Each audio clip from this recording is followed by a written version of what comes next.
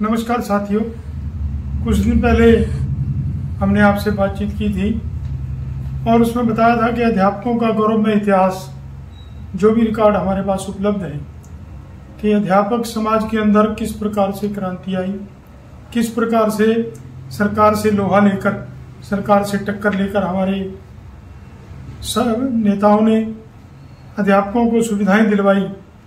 उन सभी यादों को हम आपके सामने लेकर आएंगे। तो जो रिकॉर्ड मेरे पास उपलब्ध है उसके अनुसार मैं आपके सामने इस कार्यक्रम की पहली कड़ी लेकर पहुंच रहा हूं। तो मैं KB24 न्यूज से कुलभूषण शर्मा आपके सामने इस कड़ी को लेकर उपस्थित हूं। साथियों, मैंने आपको बताया था कि अध्यापकों का बहुत लंबा संघर्ष रहा है। जिन सुविधाओं को हम का उपभोग कर रहे हैं, उन सुविधाओं को लेने के लिए नाकों चने चबाने पड़े थे और सरकार से सीधी टक्कर लेनी पड़ी थी। आज के दौर का समय नहीं था वो कि मीडिया का समय है, मीडिया में खबर दे दी या बोल दिया तो लाखों लोगों के पास पहुंच जाएगी। ना तो उस समय साधन थे लोगों के पास, साइकिल बड़ी मुश्किल से मुहैया होता था, ना इतने मीडिया का मतलब फैसिलिटी थी और ना ही आने जाने के साधन इतने बढ़िया थे। मैं बात कर रहा हूं 1972 की। 1972 का रिकॉर्ड जो मेरे पास उपलब्ध है, उस रिकॉर्ड के अनुसार जो संस्मरण मेरे पास उपस्थित है मैं वो आपके सामने लेकर आया। साथियों, 1967 में इलेक्शन हुआ पहली बार। 68 में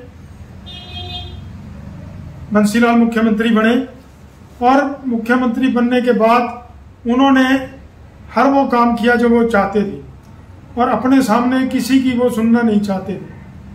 बेशक उनको विकास पुरुष कहते हैं, लेकिन उस समय अध्यापकों के लिए वो विनाश पुरुष के तौर पर प्रस्तुत हुए, क्योंकि उन्होंने दूसरे कर्मचारियों की अपेक्षा अध्यापकों पर DA कटौती लगाई।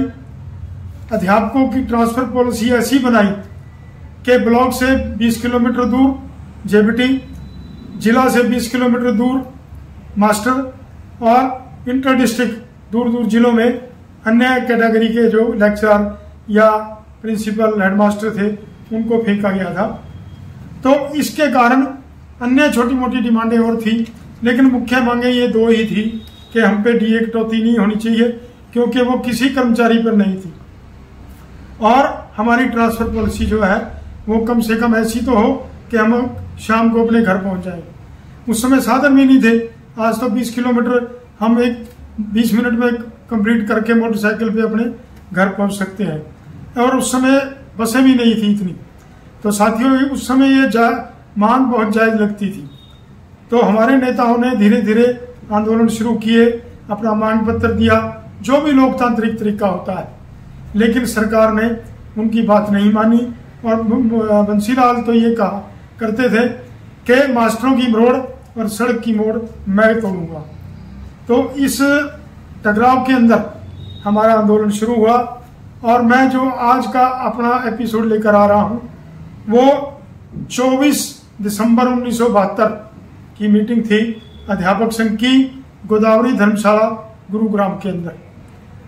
राज्य प्रधान सोनलाल की अध्यक्षता में ये मीटिंग हुई।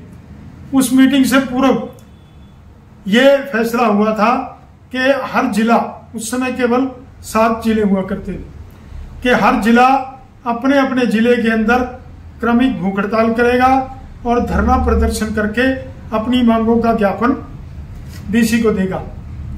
तो हर जिले ने अपना अपना कार्यक्रम किया, लेकिन बड़े अफसोस की बात है, क्योंकि यह रिकॉर्ड की बात है, मैं अपनी तरफ से कुछ नहीं बता रहा, कि हमारे ही विभाग के जो आला अधिकारी थे वो सरकार की चमचागिरी करते थे, जो सरकार के चाटुकार थे वो सरकार की चमचागिरी करते थे।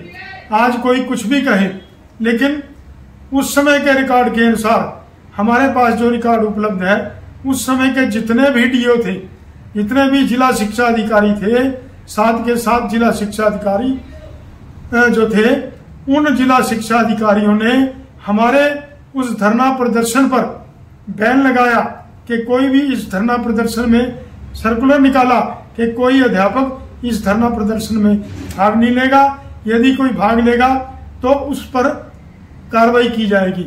लेकिन साथियों, उस समय हमारे नेताओं का जलवा ऐसा था कि किसी अधिकारी की अध्यापकों ने नहीं सुनी और जिलावार हमारे पास जो रिपोर्ट आई, अम्बाड़ा जिला के अंदर 3000 शिक्षकों ने इकट्ठा होकर धरना प्रदर्शन भी किया, काली पट्टी भी लगाई और डीसी को जाकर ज्ञापन भी दिया और डीओ अम्बाला ने सर्कुलर निकाला कि ये धरना प्रदर्शन जायज नहीं है, सभी अध्यापक इसमें भाग ना लें।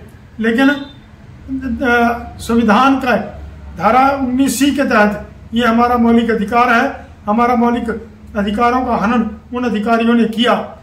उस समय के हमारे जिला प्रधान ML जेठी के अनुसार हमारे पास जो रिपोर्ट है, उस रिपोर्ट में हमने उन डीओ के खिलाफ भी कार्रवाई करने की उन्होंने मांग की।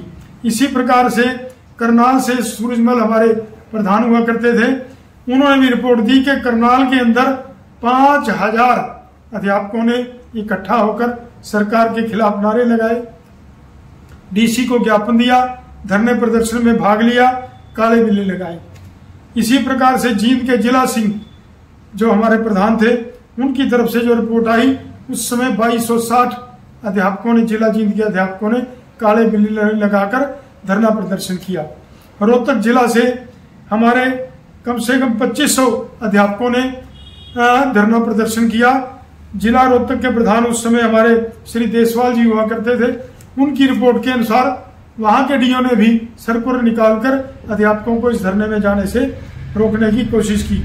गुरुग्राम के हमारे ललित कुमार शर्मा जी थे उस समय पर जिला प्रधान, उन्होंने भी बताया कि 5000 से अधिक अध्यापकों ने इस धरना प्रदर्शन में भाग लिया और काले बिल्ले लगाकर सरकार का विरोध किया। यहाँ के डीओ ने भी इसी प्रकार का सर्कुलर निकालकर धरने प्रदर्शन में जाने पर अध्यापकों पर, मतलब आप ये देखिए कि हमारे अधिकारी किस, जबकि फायदा उन सभी को होना था, उन सभी डीओस के डीए कटौती थी, उन सभी डीओस की ट्रांसफर पॉलिसी लागू होती थी, लेकिन वो उन अधिकारियों ने सरकार की चाटुकारिता, सरकार के दबाव में आकर अध्यापकों पर शिकंजा कसने की कोशिश की। लेकिन अध्यापकों ने इस बात को नहीं माना और पूरे हरियाणा के अंदर बढ़िया प्रदर्शन हुआ, बढ़िया काले बिल्ले लगाकर सभी अध्यापकों ने प्रदर्शन किया और 14 उस मीटिंग में 24/12/72 की मीटिंग में ये फैसला हुआ अंत में कि 14/1/73 को, क्योंकि सरकार मानने वाली नहीं थी इन बातों से, तो हमने ये फैसला लिया कि 14/1/73 को हमारा दिल्ली के अंदर, रोहतक के अंदर, रोहतक के रामलीला ग्राउंड के अंदर एक सम्मेलन होगा, विशाल प्रदर्शन होगा अध्यापक संघ का। उसकी तैयारियों के लिए 13 जनवरी 73 को फिर बैठक होगी। उसमें ये फैसला लिया जाएगा कि आगामी कार्यक्रम रैली के बाद क्या बनाया जाएगा।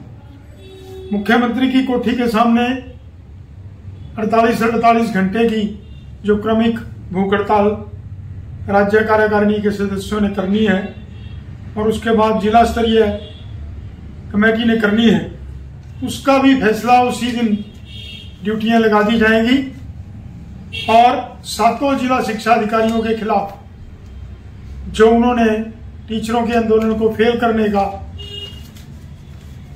एक गैर कानूनी कार्य किया है, संविधान की धारा 19C को तोड़ा है, उसके खिलाफ भी कार्रवाई करने का संघ ने फैसला लिया।